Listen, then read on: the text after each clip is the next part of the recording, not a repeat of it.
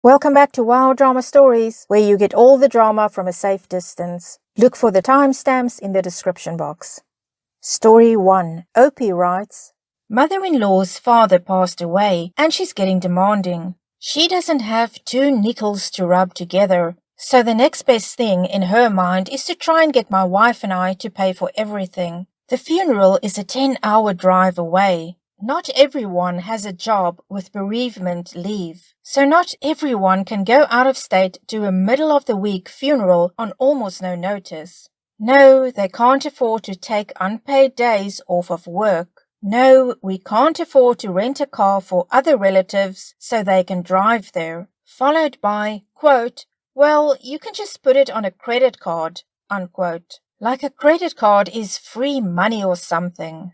No, we can't afford to pay for hotel rooms for other relatives. Again followed by, quote, well, you can just put it on a credit card, unquote. Followed by a memory from 1975 when Motel 6 only cost $20 a night. Quote, it won't cost that much, unquote. My wife got a hotel room for her and her mom to share. Then she complained that, quote, what if the hotel room isn't good enough, unquote. Reply is, quote, then don't stay there, sleep in the car, unquote. No, we can't go and spend $400 on a deluxe flower arrangement. Credit card? No.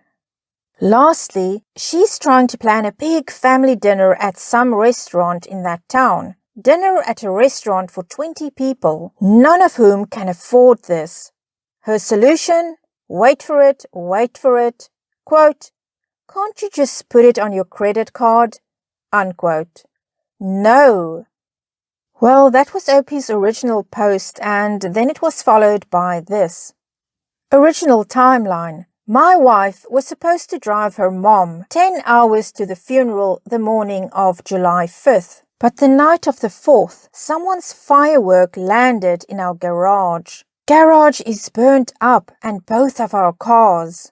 First thing mother-in-law says, quote, well, you have to find another way to take me, unquote. And, quote, can you rent a car, unquote.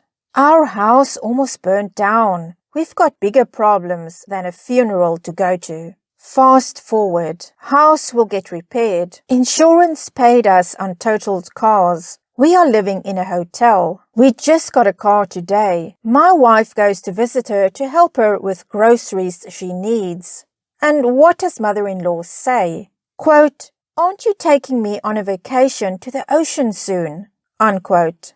I am not making this up. Edit for clarity. My wife tells her mom, quote, no mother, no, unquote, on a weekly basis.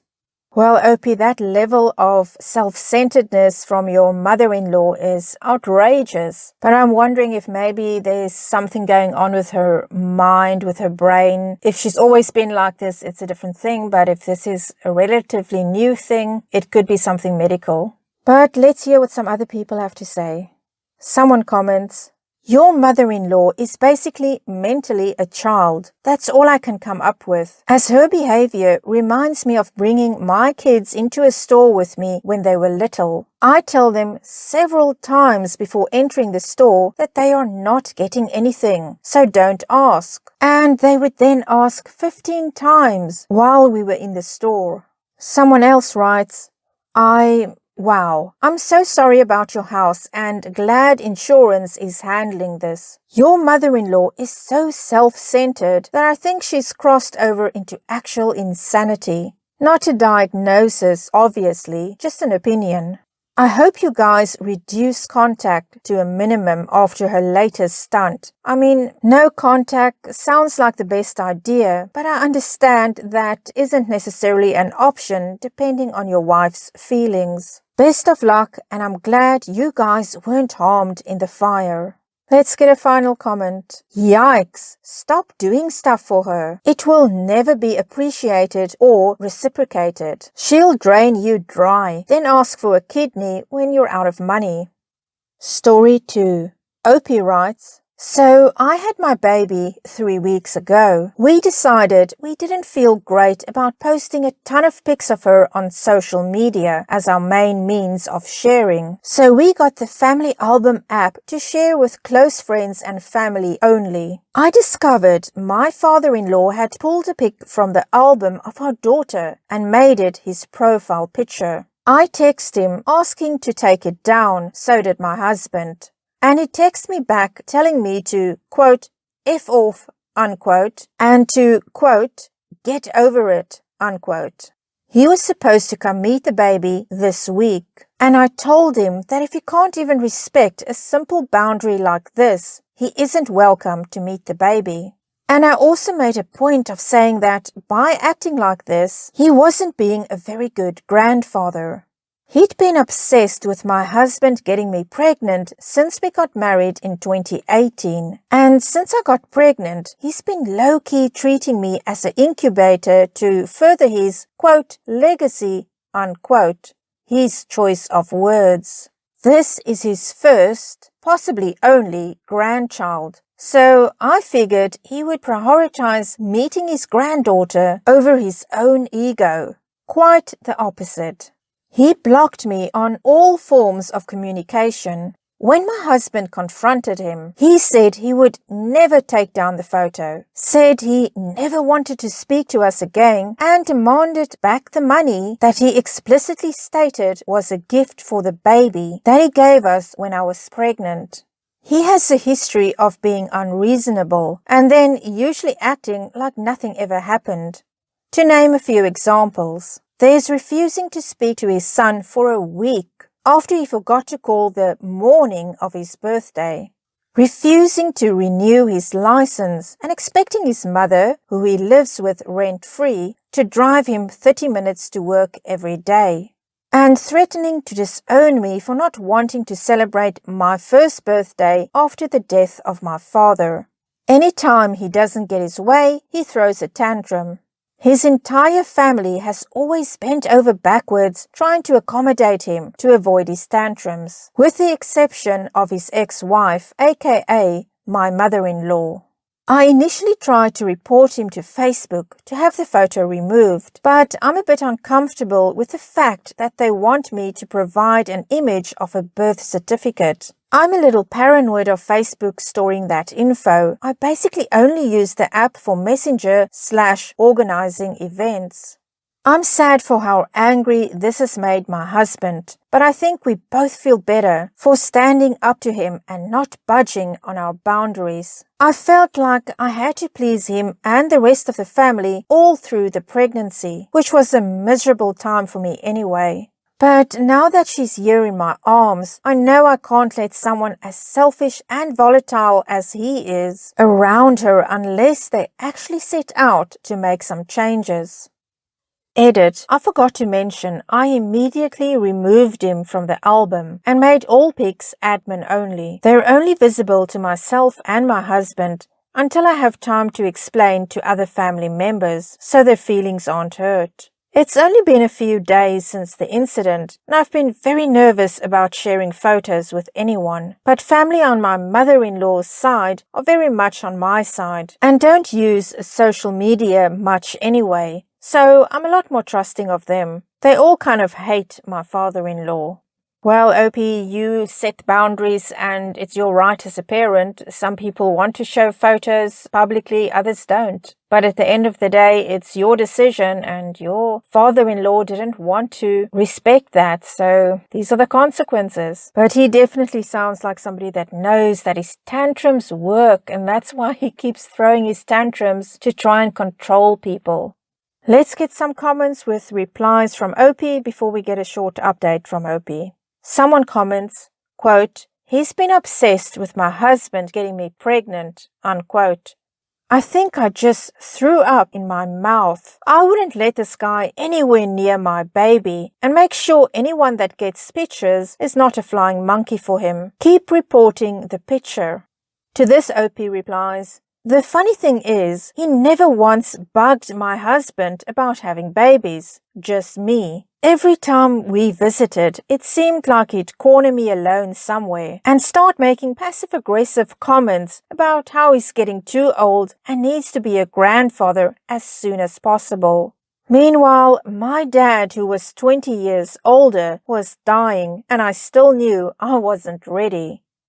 Someone else says, interesting that you already had a baby in your life. It's father-in-law. If he wants to pick this hill to die on, I'd let him. Don't give him the money back either. Open a savings account with it. And OP replies, no kidding. I agree about the money, but ultimately I'm okay with letting my husband handle it / have the final say. We're doing fine financially at present. On some level, I think we both feel almost a little icky accepting gifts that are so clearly conditional anyway. Let's get one more comment before we go to OP's update. Someone says, good for you. You can't let bullies take over and ruin it for all of you. Also, stop posting pics on the family app. He will just get a copy from another family member. So, until he agrees, no one gets another pic. Family has respect for each other, and it is clear he does not respect you. As to the money, well, he can sing for it. You cannot take back a gift. Update. Thanks for all the supportive comments. Father-in-law took down the photo and says he still wants the money back. Husband and I are still understandably hurt and upset. I'm still kind of shocked that this was his reaction, even with his history. Well, OP, let him have his money back. He wants to control you with it, and you can't allow that. So let him have his money. On to story number 3. OP writes, I thought I, 34 male, would share a weird dating experience with a 29 female that I matched on Tinder. I have a good enough income, and I would guess so does my date from what she told me about her job, future plans, etc. First date, we met for coffee. I paid, my invite. Second date, we went for dinner, split the bill. Can't remember who invited who. Third date, we went for drinks. I paid, and dessert, I paid. Most expensive date by far, and she chose the place, her invite. Fourth date, cinema. I paid, her invite. Fifth date, we went to a small water park. When I went to buy the tickets, I got my cash out and hesitated, hoping she would offer. She suggested that we buy our own tickets. I said sure, why not? She promptly says she has to make a phone call, goes and sits down on a seat and pretends to be on her phone for a few minutes, then leaves out the door. I followed her and asked her if everything's okay. She asked me to go and wait at the ticket desk and she will come right back. Obviously, I never expected her to return at this point. She promptly blocked me from messaging apps and I never heard from her again. I never expected something like this to happen. Fair enough, you don't want to pay, why not just say so? Oh well, next. Oh, OP, I think you dodged a bullet. You paid for a number of dates with her, but then when you didn't pay at the water park, she decided to split. So I don't think she was into you at all. I think she enjoyed you paying for things. Well, that's it for this installment of Wow Drama Stories. If you did enjoy it, please give it a thumbs up, consider subscribing, and hit the notification bell. Until next time, wishing you a drama-free life.